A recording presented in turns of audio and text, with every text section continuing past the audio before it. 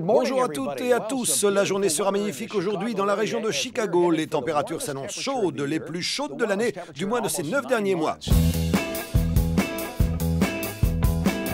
Bonjour Tom. Bonjour et bienvenue à Chicago, la ville où la météo change constamment. La ville du vent. Oui. C'est Tom Skilling, lui c'est le pape de la météo ici à Chicago, c'est The Weatherman. Hein. Hello everyone. First, c'est ma première leçon sur fond vert. Alors tu peux pointer vers les nuages là, tu vois. Si je comprends bien, vous ne regardez que cet écran. Je fais comme ça? Comment vous faites-vous? Alors, on attend des précipitations en Floride, Florida. Et là-haut, ici, où nous sommes, là, c'est Chicago. Ouais. Là. Et voilà. C'est bien, tu t'en es bien sorti.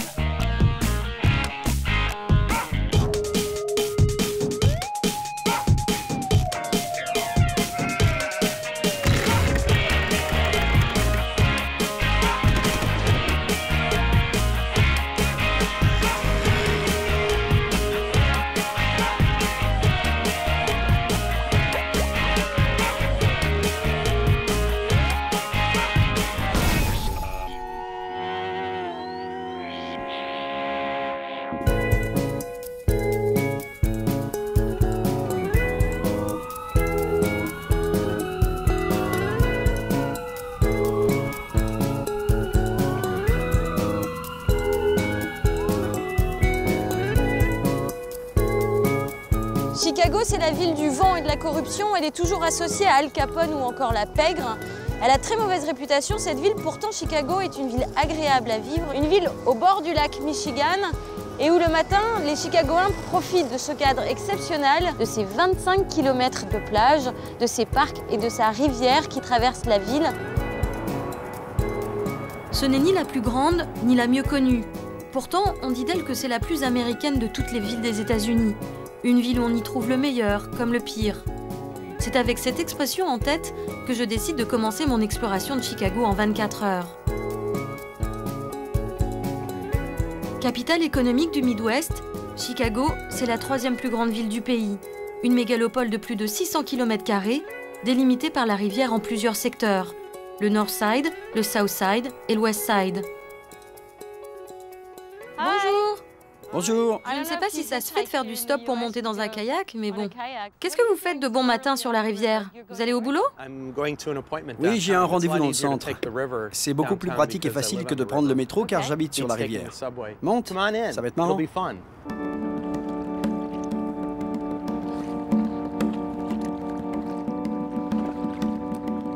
Une des raisons pour laquelle j'ai voulu commencer l'exploration de Chicago sur la rivière, c'est que sans la rivière et son lac, il n'y aurait probablement pas de Chicago. C'est vrai, Chicago, c'est le centre de l'Amérique du Nord. Depuis le 19e siècle, Chicago est un nœud de transport et de communication qui relie la région des Grands Lacs, du lac Michigan au Mississippi. Si on n'était pas pressé, on pourrait kayaker jusqu'à la Nouvelle-Orléans. C'est sa situation géographique qui fait de Chicago l'endroit idéal pour l'industrie et les entrepôts.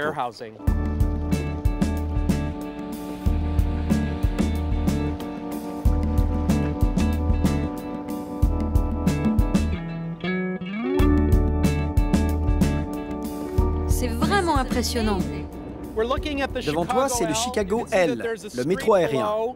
Tu peux voir en dessous des voies une rue. Le L fait référence à la notion d'élévation. C'est vraiment une des marques de fabrique de la ville. On arrive maintenant dans le Loop, un quartier où le L, le métro, fait un carré. Le Loop, c'est le centre financier, le quartier d'affaires de Chicago. C'est vraiment la ville de l'architecture moderne, non? Oui. Comment t'expliques ça? Eh bien, c'est en partie à cause du grand incendie de 1871 qui a complètement ravagé la ville. Il fallait donc tout reconstruire, repartir de zéro, réinventer. Et c'est ce qui a été fait d'une manière unique. Voilà, nous passons devant les Marina Towers, dessinées et construites par l'architecte Bertrand Goldberg. Ces tours sont emblématiques du Midwest. D'ailleurs, on les appelle aussi les épis de maïs. Capitale de l'architecture moderne et de l'innovation, c'est à Chicago qu'ont été inventés l'ascenseur et le gratte-ciel. Louise Sullivan, Miss Van der Rohe, Frank Lloyd Wright ou encore Frank Gehry, tant de pointures qui font de Chicago un vrai musée à ciel ouvert.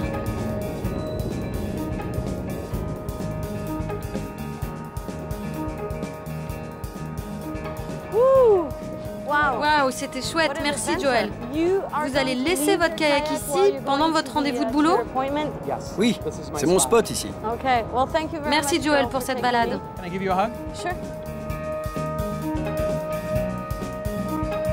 C'est le rush hour dans le centre de Chicago, une mégalopole de plus de 9 millions d'habitants.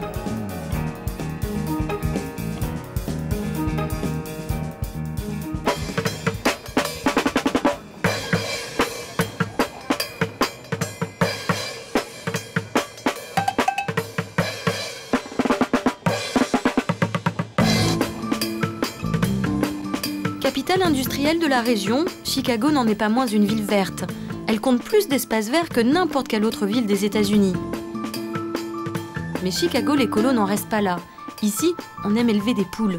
Oui, madame, des poules. Plus qu'une tendance, c'est devenu un vrai mode de vie.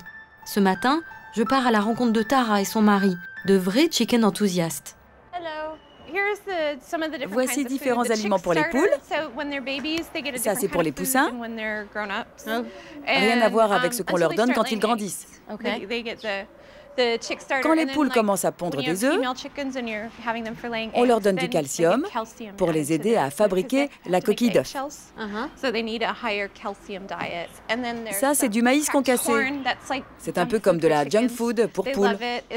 Elles adorent ça. C'est pas très équilibré, mais elles adorent. Et ça les rend complètement dingues. C'est un peu comme donner de la glace aux enfants. Ah d'accord, donc ça c'est la glace version poule. Ça, c'est un mélange de graines. C'est pas le régime complet. C'est un peu comme un snack très gras, mais c'est ce que je donne à mes poules l'hiver, car ça leur permet de lutter contre le froid. Je leur donne tout ce qu'il y a là. Il y a ça, et ça. Non mais à t'écouter, c'est comme s'il fallait avoir bac plus 5 pour nourrir une poule. Mais une poule, c'est pas un animal de compagnie. Mais si, pour nous, ça l'est. Chacune de mes poules a un nom. On les câline, on les caresse. Ce sont de vrais animaux de compagnie. Vraiment? Oui, des vrais animaux de compagnie. Bon, alors je prends ça pour tes poules et puis après on va voir donc tes animaux de compagnie. Comme ça, elles t'aimeront. Si tu viens avec de la nourriture, c'est un vrai plus. Bye bye.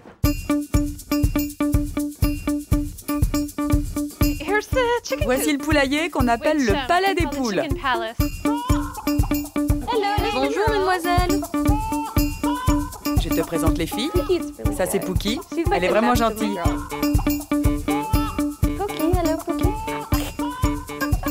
Ma petite lionne. C'est une bonne poule, ça. T'es une bonne fille, toi.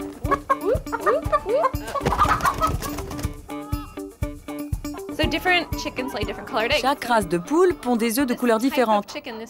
Cette race pond des œufs de couleur. Tu sais, c'est un peu comme à Pâques, quand on teint les œufs. Certaines poules pondent des œufs de couleur rose.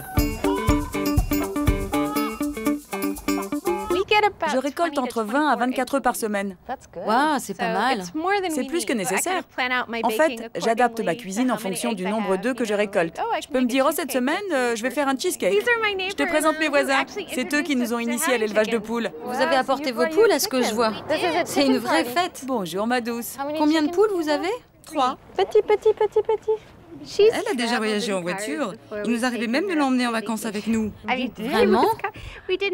On n'avait pas de nounou pour la garder, alors on l'emmenait avec nous. Tu peux voir que leurs enfants ont l'habitude de tenir une poule. Oui, je vois ça. C'est bon, tu peux la garder dans tes bras. On veut que nos poules soient sociales et que les gens se sentent à l'aise parce que je veux qu'elles soient considérées comme de vrais animaux de compagnie et non comme un simple animal de ferme.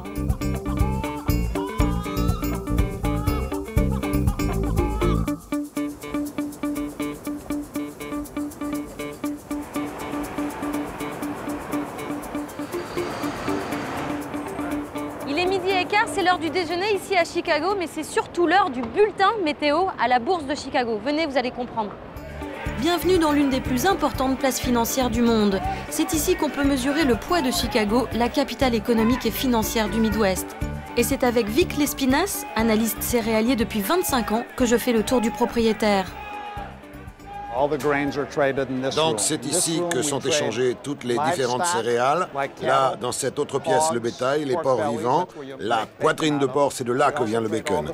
Mais aussi tous les marchés financiers. Les bons du Trésor, le Dow Jones. Et quelle est l'importance de cette place boursière comparée aux autres? C'est la plus grande place boursière du monde. Elle est considérée comme étant la place où s'établit le cours des céréales comme le blé, le maïs, le soja, l'huile de soja et ses dérivés, l'avoine. Dans le monde, on trouve d'autres places boursières importantes, mais ici, c'est le marché de référence.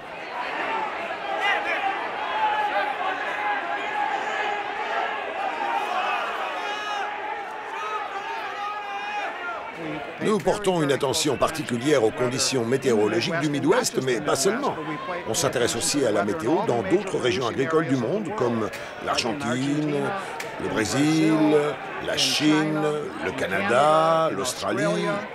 Et en quoi la météo locale influence-t-elle le marché? En fait, la météo locale fait simplement partie de la vision d'ensemble.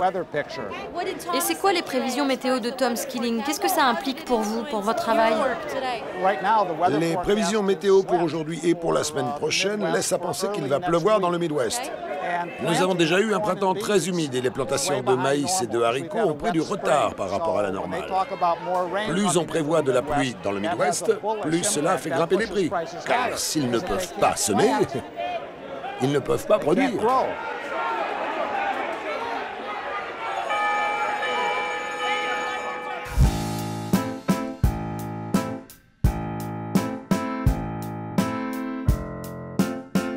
Il est 12h30 et c'est l'heure d'aller manger le meilleur hot dog de la ville.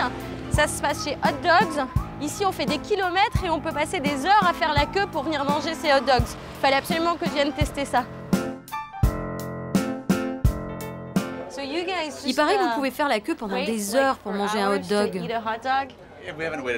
J'ai jamais attendu autant, mais je peux facilement attendre une demi-heure. Ça me dépasse un peu. Attends d'être à l'intérieur, tu comprendras, ça vaut vraiment le coup. Non mais il va falloir m'expliquer. Ici, tu peux trouver différentes spécialités et des types de saucisses que tu ne trouveras nulle part ailleurs. Vraiment? J'ai tout essayé. Du serpent à sonnette, en passant par de l'élan et du sanglier. Ah, le Salma Hayek, anciennement le Madonna, le Raquel Welch ou Anna Margaret. Regarde ce menu, avec une saucisse au bacon, de la crème fraîche, des oignons, du brie. Tu vas prendre ça, toi? Peut-être. Mais comment vous faites pour manger tous ces hot dogs et pas grossir? On vient pas souvent. Quand on vient ici, on se fait plaisir. Ah, mais vous faites du sport ou... Oh, mais j'ai un trampoline. D'accord, fais du trampoline et tu peux manger des hot dogs. No problem. Il paraît que c'est un sacrilège de mettre du ketchup sur son hot dog ici. Oui, c'est une tradition de Chicago. J'avais l'habitude de dire « Où est-ce écrit ?» Mais en fait, ça l'est vraiment. Donc, je peux pas faire le malin. Oh my God, let me see. So now that bit's no good anymore. Je vous mens pas, on peut pas mettre de ketchup sur son hot dog ici à Chicago. Au fait, je voulais te dire que tu parles très bien japonais. Oh, thank you. Thank you very much. Cheers. Ding.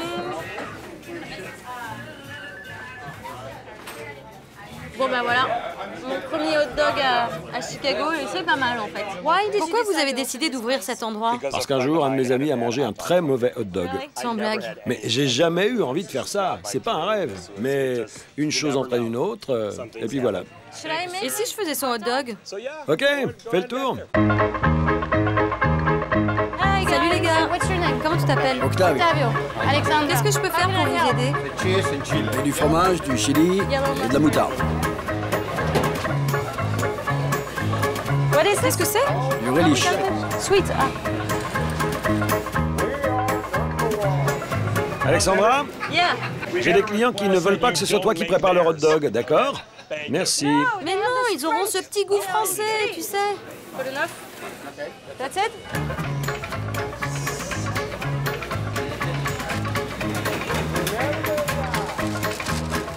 This is what, aioli? C'est quoi de l'aioli? De la crème. Put some more? Hey dog! Oui? Je me sens super bien. Ouais. Qu'est-ce qu'on va voir? On a fini avec celui-là? Oui, c'est tout. C'est vous qui ne vouliez pas que je fasse votre dog? Exactement. Va falloir qu'on se parle. Hey, j'ai mangé ton hot dog. C'était bon? Fantastique. Ah, merci. Ah, c'était bon. Il y avait la bonne saucisse et c'est tout ce qui compte. Car il doit y avoir une bonne douzaine de saucisses différentes là-bas. Ouais, c'est dingue. Eh, tu vois, une nouvelle carrière t'attend. Si ça marche pas, tu peux toujours revenir travailler pour Doug. Faut toujours avoir un plan B. Exactement. Merci beaucoup, monsieur. Merci. Bonne journée. Salut, Doug.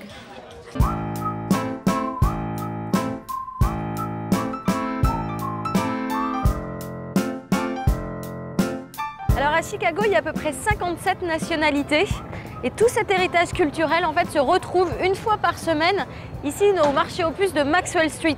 En fait, ça s'appelle plus vraiment le marché aux puces de Maxwell Street parce qu'il a été déménagé 2 fois et là maintenant on est à Des Plaines Street. En fait, selon les vagues successives d'immigrants qui sont arrivés dans ce marché, le marché aux puces a pris une autre couleur et aujourd'hui ça devient vraiment un marché très très mexicain.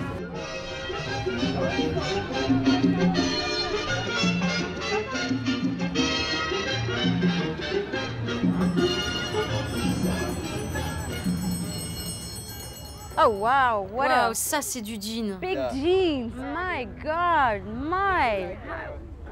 Je pourrais m'y mettre dedans. On rentrerait tous les deux là-dedans. C'est énorme. Bonjour, je m'appelle Alexandra. Et moi c'est Marc, ravi de te rencontrer. J'adore ce marché.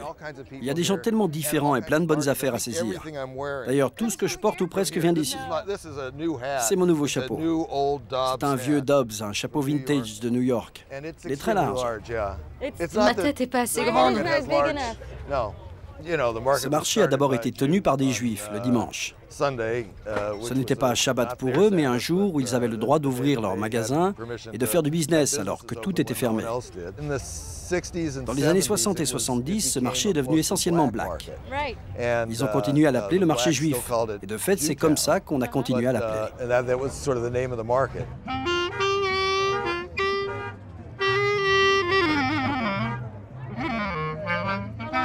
Depuis combien de temps vous tenez un stand à Maxwell Street? Depuis la grande époque.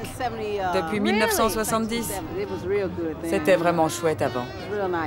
Il y avait des groupes de musique qui jouaient.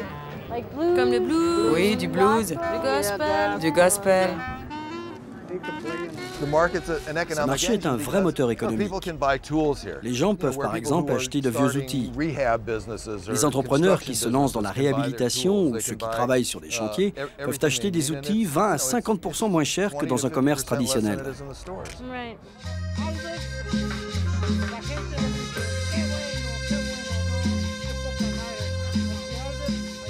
Bonjour. Voici 4 pièces pour 7,50 $. Voici encore une bonne affaire. 3 $ la pièce, 2 pour 5 $. Pour ce niveau. Allez, allez, on s'approche, on Oui, s'approche. allez, venez. Qu'est-ce que vous dites de ça? Allez, approchez, Approchez, c'est messieurs. les meilleures affaires. Monsieur, regardez ça. 4 pour 3 $. Ça vaut le coup, non? Et voilà, tout le monde aime faire une bonne affaire. Et quand ils viennent chez moi, ils font une bonne affaire. Merci, monsieur, et bonne journée. Je m'en sors pas trop mal, non? Je pourrais rester ici toute l'après-midi. Eh, tu veux du boulot? Je t'embauche. Ok. Et madame. Et vous, monsieur, vous n'avez pas besoin d'une nouvelle chemise? Non, j'ai besoin de gants. Ah, des gants. Bah, ça tombe bien, ce monsieur a les meilleurs gants de tout le marché. Vous voulez peut-être les essayer? Oui. Vous êtes bien dedans? Oui. Parce que c'est important pour votre boulot. Et voilà. Merci beaucoup. Merci d'être passé. Bonne journée. Au revoir, monsieur. Pourquoi vous venez ici? Parce qu'ici, je fais les meilleures affaires. Bien sûr. J'ai traversé tout le marché juste pour venir ici, sur ce stand. Et si vous deviez définir ce qu'est Chicago, vous diriez quoi? Un seul mot, la réalité. La réalité? C'est ça, Chicago, c'est ça. Et pourquoi? Il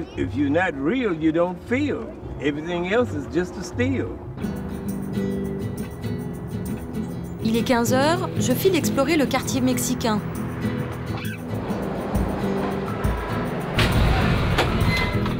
Chicago, c'est une ville de communauté. Sauf qu'ici, on ne se mélange pas vraiment. Les Blancs vivent majoritairement dans le nord, les Blacks sont concentrés dans le sud et l'ouest, tandis que les Hispaniques sont éparpillés dans l'ouest de la ville.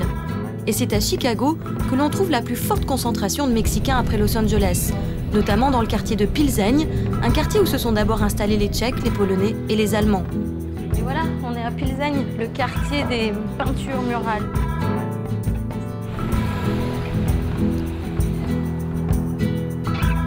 Cet après-midi, je fais la connaissance d'Hector Duarte, un des peintres les plus réputés de Chicago. Son cheval de bataille, l'immigration et la frontière entre les États-Unis et le Mexique. Cette fresque s'appelle « L'érosion de la frontière ». C'est pourquoi je cherche à humaniser le grillage comme s'il se métamorphosait en papillon. Qu'est-ce qu'ils représentent, ces papillons? Ils représentent les papillons qui migrent du Canada vers l'État de Michoacán au Mexique. Je cherche à humaniser cette frontière et j'espère qu'un jour ce sera la réalité.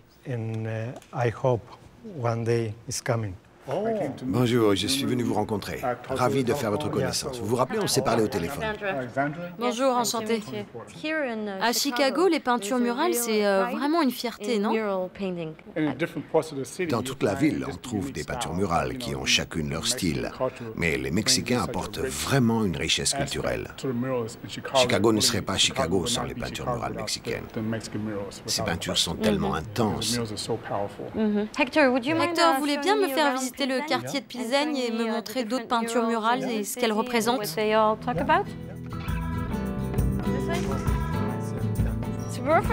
une journée idéale pour se balader. Oui, tu vois les peintures là-bas? Oui, ce sont les vôtres? Oui. C'est quoi cette peinture? C'est Gulliver au pays des merveilles. C'est la même personne, sauf qu'il s'agit d'un émigré mexicain qui a traversé la frontière. Chez lui au Mexique, ce type porte un sombrero. Mais ici, quand il va travailler à l'usine, il porte une casquette. Cette fresque est de Jeff Zimmerman. Elle représente des gens du quartier. Et là, c'est quoi le drapeau avec l'étoile? Je pense que ça représente un code-barre. Ah, un code-barre. Lui, il est dans l'hyperréalisme.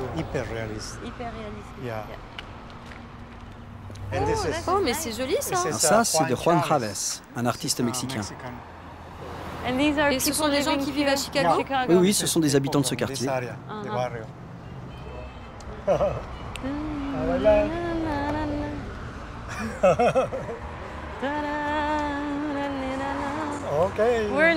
On se croirait à Mexico, non? Bonjour, vous faites une fête?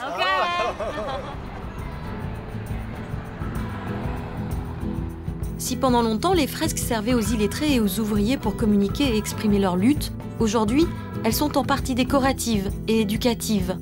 L'heure tourne, Hector m'emmène à la Casa Michoacán, un centre culturel où des enfants du quartier l'attendent pour peindre les fameux papillons. Hé, les filles, regardez ce que j'ai trouvé. De l'orange. T'as quel âge, Maya? 8 ans. Tu sais pourquoi tu peins les papillons? Tu vois, ils nous symbolisent nous autres, les immigrants. Et on va les afficher là-bas dans mon village. Qu'est-ce que ça représente, les peintures murales ici à Pilsen? Eh bien, ces peintures sont une manière pour nous de représenter nos aspirations, nos espoirs et nos difficultés. Pour montrer que nous sommes fiers de ce que nous sommes, de notre histoire, de nos traditions, notre culture. Et c'est une manière de transmettre tout notre héritage culturel à nos enfants. Mais pourquoi c'est si important? Je pense qu'il est très important de savoir d'où tu viens et qui tu es quand tu vis aux États-Unis, parce que c'est une culture dominante et elle peut complètement te transformer. Que ce soit tes valeurs, tes traditions, nous devons préserver notre identité. Et pour vous, c'est important de vivre entre Mexicains? Oui, bien sûr. Ça nous permet d'avoir un vrai sens de la communauté. Mais ne te méprends pas. On veut aussi embrasser les traditions américaines. À Chicago, on est fier de sa communauté et on la défend coûte que coûte. Direction l'ouest de la ville.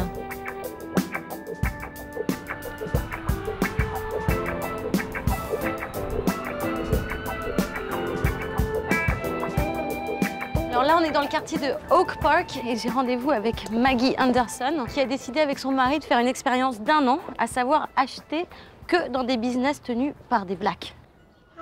Bonjour. Bonjour. Je suis ravie de faire ta connaissance, Alexandra. Où est-ce qu'on va, Maggie? On va faire des courses à environ 28 km de là où j'habite. C'est pas qu'il n'y a pas de quartier black à côté de chez moi, car il y en a 2 ou 3 très proches de chez moi, mais il n'y a aucun commerce tenu par des blacks là-bas. Tous les magasins appartiennent aux blancs, aux hispaniques ou aux asiatiques. Et pourtant, les blacks y vont pour faire leurs courses. Ils y dépensent leur argent, mais l'argent ne reste pas dans le quartier, car ces communautés n'y habitent pas. Du coup, ça n'aide pas le quartier à se développer. Qu'est-ce qu'il a de spécial, ce magasin? C'est le seul supermarché dans tout l'État, dans tout l'Illinois qui appartiennent à un black. Dans tout l'Illinois? Mais pourquoi vous voulez dépenser votre argent que dans des business tenus par des blacks? Les autres communautés, elles aussi, souffrent. Les blacks souffrent proportionnellement plus, et dans tous les domaines.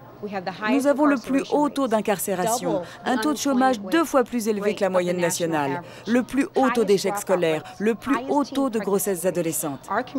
Nos communautés souffrent plus que toutes les autres. Ce qui se passe dans la communauté mexicaine et pas dans la nôtre, c'est qu'eux, au moins, ils essaient de s'en sortir, de s'en donner les moyens et d'avoir de l'estime pour eux-mêmes. Nous, non. Nous avons perdu toute estime de soi, notre fierté. Je vais voir s'il y a du déodorant, car je ne vais pas avoir le temps de passer à l'autre magasin aujourd'hui. Ah, parfait. Hé Maggie, attends. Ce produit n'a pas été fabriqué par un black. Oui, tout à fait. Mais mon but n'est pas de dépenser 100% de mon argent pour les blacks, mais de soutenir les entrepreneurs blacks. C'est qui, cette petite? C'est ma fille. Et qu'est-ce que vous pensez de tout ça, de cette expérience? C'est difficile à dire. J'aimerais que la situation soit plus facile pour nous, pour ma famille et les autres employés. L'économie va mal. Pour nous, c'est dur. On a vraiment besoin du soutien des gens de notre communauté. C'est tout ce que je peux dire. Le vrai problème, c'est qu'en Amérique, tous les plus grands magasins, comme Walgreens, Sears, JCPenney, Walmart, appartiennent aux Blancs. Mais c'est pas ça l'Amérique. L'Amérique n'est pas blanche, c'est un melting pot. Je vais dans une station-service qui appartient à un black, sur la 75e rue. Eh bien, je ne vais nulle part ailleurs, car je veux pouvoir soutenir les miens. On a déjà tellement souffert dans le passé, et ça va continuer. Et avec Obama comme président, qu'est-ce que ça vous... C'est grand, c'est magnifique. C'est merveilleux. C'est génial, c'est fantastique, tout ce que tu peux imaginer. Je peux pas en dire plus. Oh, excellent. Les ramen. C'est des nouilles japonaises. There you go. Et voilà, faut que je vienne dans un magasin black pour retrouver mes nouilles japonaises préférées. 5 mois après son lancement, l'initiative de Maggie commence à faire des émules un peu partout dans le pays. Aujourd'hui, plus de 7000 personnes soutiennent leur démarche, qui n'est pas sans rappeler une certaine époque où Chicago était la capitale de la conscience politique noire. Combien ça vous coûte de plus d'acheter black? Le fait de devoir faire 28 km pour aller là, 22 km par là. Ça nous coûte 2 fois plus cher en essence. Mais d'une certaine manière, on s'y retrouve, car c'est compensé par le fait que l'on ne fait plus aucun achat impulsif. On doit tout prévoir, tout planifier. Nos choix sont tellement limités, nous connaissons les 10 ou 12 magasins où nous pouvons aller. C'est un réel inconvénient alors. Oui, on aimerait dépenser plus d'argent, mais on ne peut pas parce qu'il n'y a pas d'autre choix possible. Par contre, on dépense beaucoup d'argent en essence pour les trajets, c'est vrai. D'accord. Je dois te laisser et aller chercher mes enfants. Merci Maggie. C'était chouette de passer tout ce temps avec toi. Si tu veux comprendre pourquoi ma famille fait ça, descends dans le West Side et tu seras convaincu.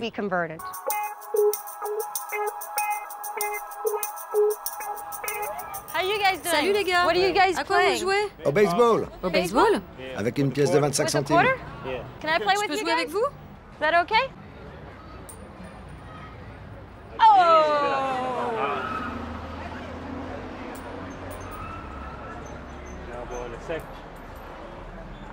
Je suis devant, non? Eh ben, je crois que c'est moi qui ai gagné, là. Attends, essaye pas de m'arnaquer, là. Je vais pas essayer de t'arnaquer. Ah, t'as pas intérêt, hein. Chicago, c'est le meilleur endroit au monde. Il y a des quartiers où tu peux te faire buter.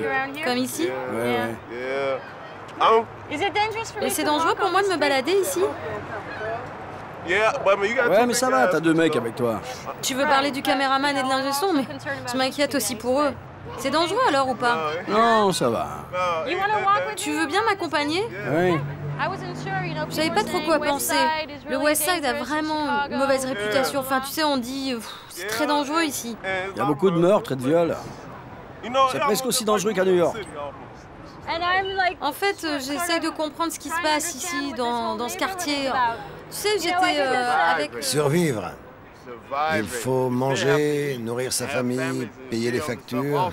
Mais on n'a pas de boulot, alors faut pas s'étonner qu'il y ait autant de meurtres. C'est pas une excuse, mais on doit vraiment s'accrocher. C'est pourquoi ils ont passé une loi pour permettre aux anciens détenus de travailler. Donc si on veut se sortir, il faut vraiment faire plus d'efforts pour trouver du boulot. Vous avez déjà fait de la prison? Oui, j'ai fait un séjour. Mais c'est pas une raison. Et toi, t'as fait de la tôle? Oui, j'ai été 1 an et demi. 1 an et demi. T'as pas envie de connaître ça, crois-moi, t'as pas envie, non? On fait un film.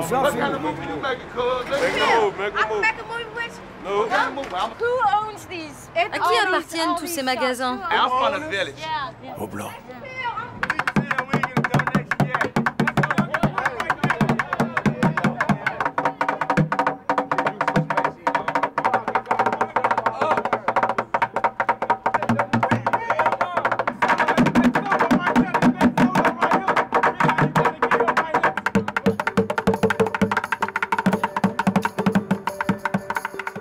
Austin, dans le West Side, un quartier majoritairement black où un quart de la population vit en dessous du seuil de pauvreté. Un quartier qui concentre le plus haut taux de meurtres, d'agressions sexuelles et de vols de la ville. Une ville qui, 40 ans après Martin Luther King, reste la ville la plus ségrégée des États-Unis. Il est 17h et comme chaque vendredi, c'est l'heure de Café Society. 1 heure de débat pour parler du quartier et de ses problèmes chez Ron, le coiffeur du coin. La discussion de ce soir porte sur un sujet que les Chicagoans connaissent parfaitement, et ce depuis des années, voire des décennies. Et même si ça ne fait pas longtemps que vous êtes à Chicago, tout le monde sait qu'on a un sérieux problème à Chicago. Je veux parler de la violence, de celle qui sévit dans les rues de la ville. Et rien que pour les 15 premiers jours de mai, pas moins de 36 élèves des écoles publiques ont été tués à Chicago. Pendant 30, 40 ans, la politique des États-Unis s'est beaucoup trop orientée vers la répression. Il ne faut donc pas s'étonner qu'il y ait 2,2 millions de détenus derrière les barreaux. Des hommes, jeunes pour la plupart, de couleur bien souvent, des blacks, des hispaniques. Et ce n'est pas une coïncidence si les communautés qui connaissent les plus hauts taux de criminalité du pays souffrent aussi du chômage. C'est la violence qui maintient ces communautés dans la pauvreté. Elle empêche les commerces d'ouvrir, certains partent de ces quartiers, tout comme des gens bien qui préfèrent vivre dans des quartiers moins dangereux. Donc, si rien n'est fait pour lutter contre la violence, il ne faut pas s'attendre à voir les emplois réapparaître ou les écoles s'améliorer. Les gens commettent des meurtres ou des crimes pour un tas de raisons différentes. Certains le font pour se faire une réputation. D'autres le font comme ça, c'est tout.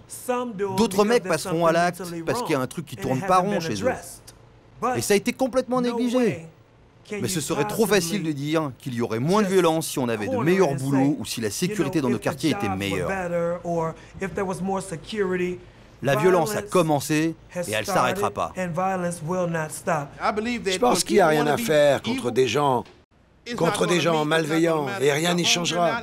Qu'ils aient faim ou pas, quelle que soit la situation, ils feront ce qu'ils veulent et s'ils veulent tuer, alors ils le feront. Il y a quelque chose que j'arrive pas à comprendre, car je pensais que le port d'armes était illégal à Chicago. D'ailleurs, si je me trompe pas, il y a que 2 États aux États-Unis où c'est illégal d'avoir une arme, non? Alors, comment ça se fait qu'il y a toujours autant de meurtres ici? Certains pensent que c'est un vrai problème, car il y a tellement d'armes en circulation. Un mec peut détenir une arme, il a peut-être acheté et fait enregistrer. Mais son fils ou sa fille ado peut très bien la lui voler, la prendre pour la revendre à des copains. J'ai pas grandi dans le West Side, mais dans le South Side. Et je me souviens que quand on était gosse, c'était un jeu. Dès qu'une fusillade éclatait, on se disait tiens, il tire encore, et on se couchait par terre.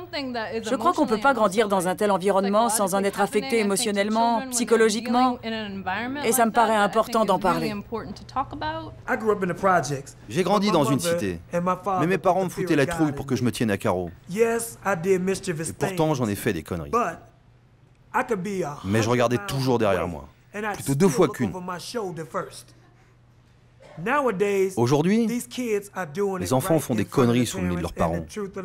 Pire, ils le font avec leur accord. C'est ça toute la différence. Il y a même des gosses qui vendent de la drogue à leurs parents. Et ils approuvent parce que leur gosse amène un peu à bouffer. Ils les aident à payer le loyer, je sais pas quoi encore. Et ça ne va pas.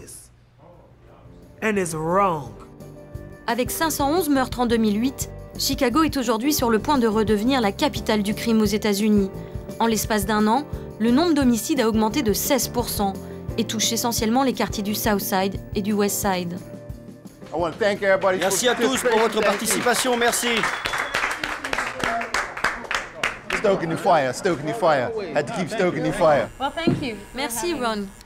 Merci à toi. Vous faites comme ça en France? Actually, you do. Tu sais, on se fait vraiment la bise sur la joue. Ah, je peux t'embrasser pour de vrai? Oui, oui.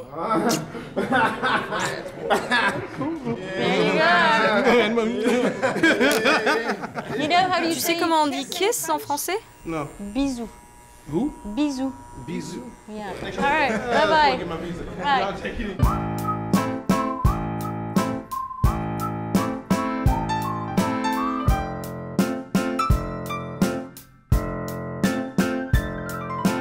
Do you wanna swim? Do you wanna run? Do you wanna walk? Do you wanna folk? Do you wanna talk with me? Sur les bords du lac Michigan ce soir, on fête l'arrivée de la nouvelle lune.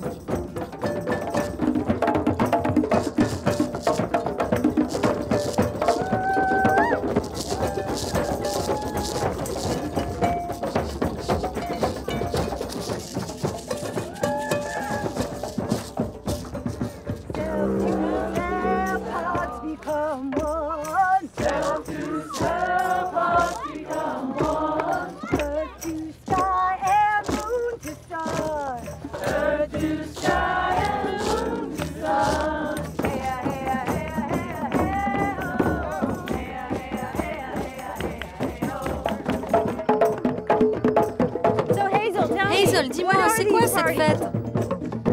Il s'agit de la communauté. La communauté. L'unité dans la communion. Et c'est une saison particulièrement importante pour la vie de Chicago parce que c'est le printemps. Oui. Le printemps à Chicago, c'est toujours magnifique. Le lilas est en fleurs. Ça sent bon. Et c'est ce renouveau qu'on veut célébrer.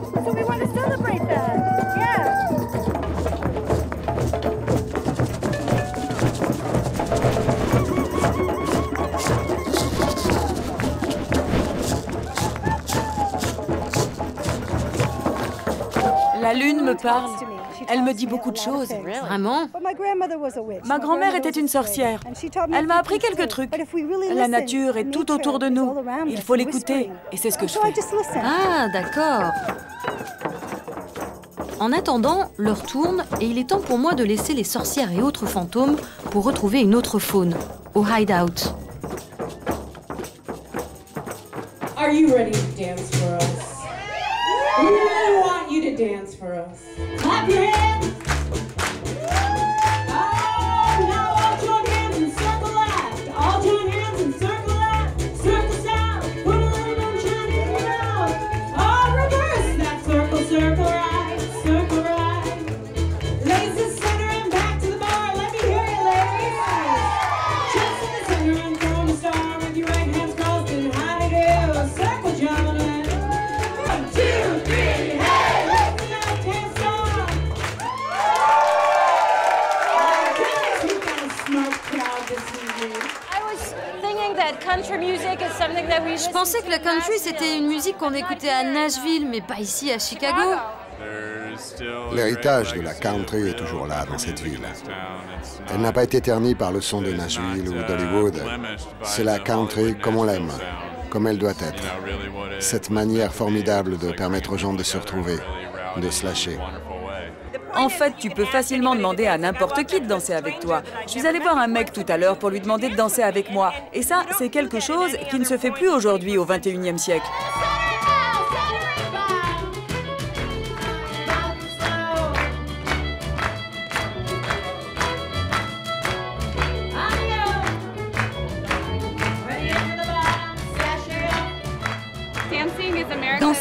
c'est un passe-temps qu'on a totalement perdu aux États-Unis. Mais on est en train de se rendre compte que c'est un vrai manque. Nous, on veut le remettre au goût du jour. Nous allons probablement être de ceux qui vont relancer le mouvement. Ah bon? Vraiment? C'est vous qui allez remettre ça à la mode? Non, c'est moi qui vais le relancer. Ah, c'est toi? C'est elle qui va sauver la culture de la danse aux États-Unis.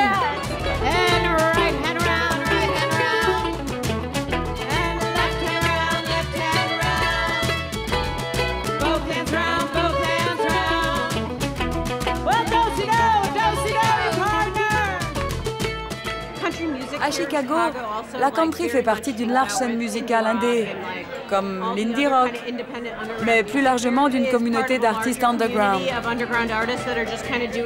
C'est tout ça que soutient le Hideout. Et c'est ce qui fait son succès. Ici, on apprécie vraiment les musiciens, les artistes, les poètes et les gens qui créent.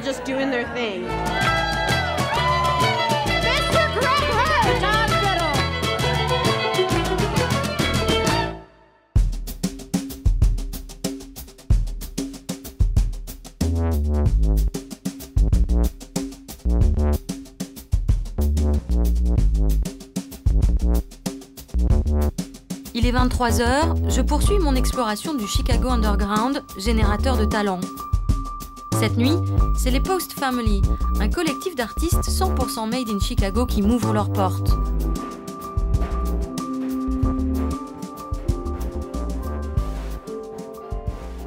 What is this? C'est quoi? C'est une vieille presse d'imprimerie. On est 7 designers. Chacun de nous possède des forces et des faiblesses différentes. Ça, c'est le travail de Chad. Certaines de ces affiches sont imprimées ici, avec notre matos. Tu vois, cette affiche, c'est ma devise. Si tu te comportes bien, si tu t'entoures de bonnes personnes et si tu es sympa, alors de bonnes choses finiront par t'arriver. C'est ça le sentiment qui anime notre groupe et qui fait l'identité de la Post Family. En quoi la scène artistique ici à Chicago est différente de celle de New York ou Los Angeles? À LA ou à New York, il y a un vrai sens de la compétition qui, je pense, n'existe pas ici. Ici, c'est le Midwest. Il y a un vrai sentiment d'entraide. On n'est peut-être pas les plus forts, les plus grands, les meilleurs, mais on se soutient. Et c'est ce que vous faites? Oui, il y a un vrai sens de la communauté ici. J'étais le directeur artistique sur la campagne présidentielle d'Obama. Tout ce que tu vas voir a été fait pendant la campagne par des artistes que nous avons mandatés. Nous voulions inviter des artistes pour voir ce que Barack leur inspirait. Alors ça, c'est Barack sérieux. Pendant une longue période, on l'a beaucoup utilisé. C'est une affiche dessinée par Shepard Fairey. Tu connais l'affiche Hope, c'est l'une des plus connues. Puis on a demandé à Shep de nous faire une affiche avec un Barack souriant. On voulait qu'il sourie, qu'il soit content et plein d'espoir. On voulait que les artistes s'expriment. Et évidemment, sur beaucoup d'affiches, on voit le visage de Barack. Alors quand on a reçu cette proposition, eh bien ça nous a plu. Ça, c'est un New-Yorkais qui l'a réalisé, avec plein de mots écrits en tout petit. Son visage a été entièrement réalisé par des mots extraits de ses discours. Celui-ci, c'est l'œuvre de Lance Wyman. C'est lui qui avait fait le graphisme pour les JO de Mexico en 68. C'est très beau. C'est impressionnant, vraiment. C'est très beau. Cette affiche-ci, c'est une gravure faite par Antar Daol, un artiste génial. Tout est vraiment super beau. Je faisais partie de l'équipe d'Obama. C'est moi qui ai conçu le site web. J'étais scotché à mon bureau du matin au soir. J'étais en charge de toute l'image de Barack. C'était intéressant de voir comment pendant cette campagne, les artistes s'engageaient de manière complètement nouvelle. J'étais vraiment honoré d'avoir pu travailler avec tous ces talents. Retour à Austin, dans le West Side, au local de l'association Ceasefire, Cessez-le-feu en français. C'est là que se réunissent les interrupteurs de violence, des anciens membres de gangs ou des ex-condamnés. Leur credo, intervenir avant que la violence ne se propage. Hello, nice to meet you, Alexandra. Le rôle de Ceasefire, c'est de faire de la médiation sur le terrain. On empêche les mecs de s'entretuer avant que ça dégénère. Dès qu'on voit naître un conflit, on essaie d'intercepter les rumeurs, les messes basses, car personne ne parle des conflits. Je ne vais pas te raconter des cracks. Si on ne connaît pas les mecs, on ne peut pas faire notre boulot. Sans confrontation, il n'y a pas d'arbitrage possible. Si j'ai bien compris, c'est grâce à vous et votre travail que le nombre de fusillades a beaucoup diminué dans certains quartiers. Oui, là où on intervient, le nombre de fusillades et d'homicides a baissé de l'ordre de 40 à 67%. Si ce qu'on fait marche, c'est qu'ici tout le monde nous respecte, y compris nos frères dans la rue. Pourquoi? Parce qu'on ne balance pas. On n'est pas intéressé dans le trafic de drogue ou dans les activités des gangs. On ne donne jamais de nom. Tout ce qu'on veut, c'est empêcher les mecs de se tirer dessus, point barre. Je veux que ça soit très clair. Viens, je vais te montrer un truc. C'est ta voiture? Ouais. Holy shit. Oh. C'est arrivé quand, ça? Samedi soir. Mais où est-ce qu'on t'a tiré dessus? Où ça s'est passé? C'est arrivé à Chicago. Ah, t'as dû flipper. En fait, ça m'a rendu dingue. J'aurais pu reprendre mes bonnes vieilles habitudes, mais ça n'aurait rien changé. Les conflits peuvent être résolus autrement, sans violence. Ça, c'est juste une voiture, je peux m'en acheter une autre. Ouais, mais t'aurais pu y passer. Ouais, mais c'est les risques du métier. Et puis, je ne veux quand même pas voir ces gosses aller en tôle.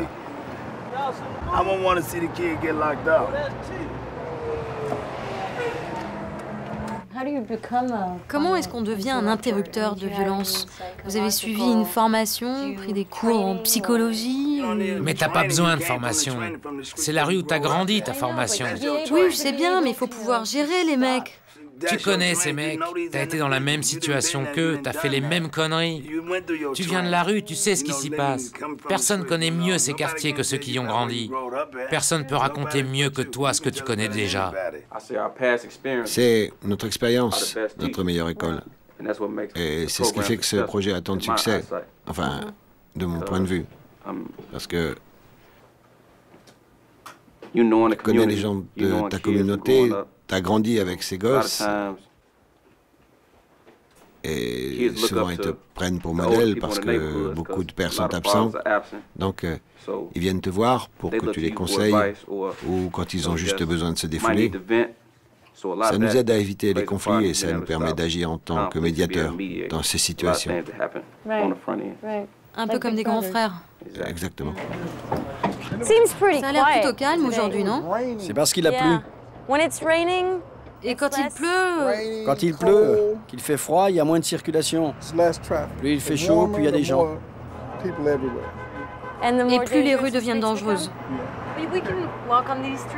La nuit, c'est dangereux ici ou pas? Genre pour moi, si je me balade toute seule. Lorsqu'il te voit, il voit une victime, un affront.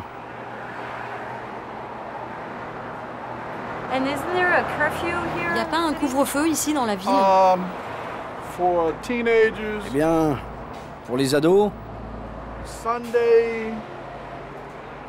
c'est du dimanche au jeudi, entre 22h et 22h30. Et vendredi et samedi, c'est 23h30. Et toi, comment t'as décidé de devenir un membre de Ceasefire? J'ai perdu mes deux frères. Donc... Et comment t'as trouvé le courage de venir ici? Je suis le dernier fils qu'il reste à ma mère. Et on faisait partie du problème. Maintenant, je fais partie de la solution.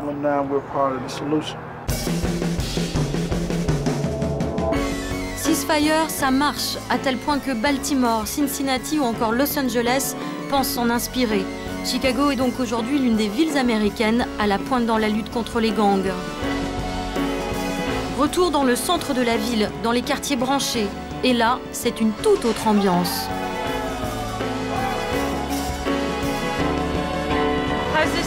C'est calme ce soir, non? Jusqu'à présent, ça va pas mal. Surtout dans cette partie de la ville. Oui, et puis on est là, tout va bien, vous êtes en sécurité.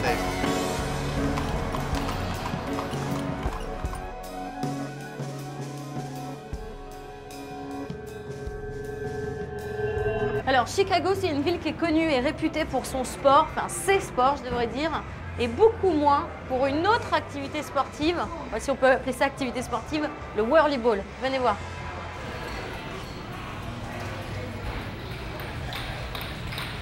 Hello, ladies. Salut les filles. Est-ce que je peux venir me joindre à vous? Et voilà, c'est mes nouvelles copines pour la nuit. Alors dites-moi tout, c'est quoi le whirlyball? On peut dire que c'est un croisement entre la pelote basque, le polo et le basketball qui se joue dans des voitures auto-tamponneuses. Et ça a du succès? Regarde derrière toi, tu peux te rendre compte à quel point ça plaît. Il y a 4 cours dans cette salle. Les gens sont à fond dedans. Ça rapproche comme une famille. C'est un bon moyen de rencontrer des gens. C'est marrant et c'est une bonne manière de découvrir quelque chose de nouveau.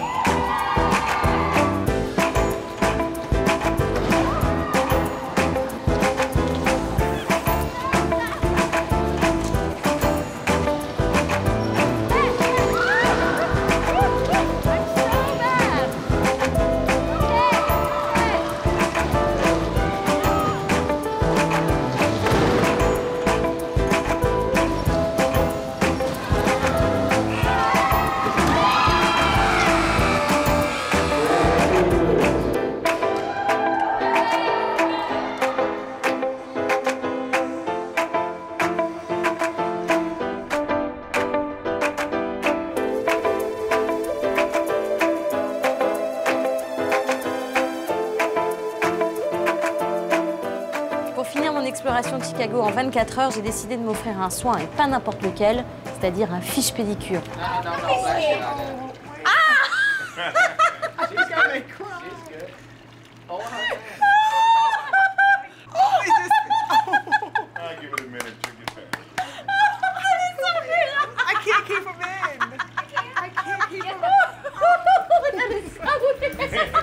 Oh no, I'm not just a gigolo.